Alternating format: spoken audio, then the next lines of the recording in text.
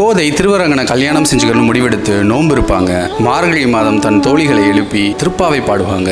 ஒரு நாள் கோதை தன் தோழியை கூப்பிட்டு ரொம்ப மகிழ்ச்சியா எனக்கு ஒரு கனவு வந்ததுன்னு சொல்லுவாங்க. அதுல 1000 யானைகள் சூழ்ந்து வர வீதிகள்ல நாராயணன் ஊர்வலமா வர்றான். அவனை காணவும் வரவேற்கவும் ஒவ்வொரு வீடுகள்லையும் பூரண பொற்குடங்கள் வச்சு தோரணங்கள் கட்டியும் அலங்கரிக்கப்படுறதை நான் கனவுல பார்த்தேன்னு சொல்லுவாங்க. அப்போ பெரியாழ்வார் கோதையை தேடி வருவாரு. கோதை, திருவரங்கன் என் கனவுல வந்து உன் மகளை நான் திருமணம் செஞ்சுக்கிறேன், திருவரங்கம் அழைத்துவான்னு சொன்னாருன்னு சொல்லுவாரு.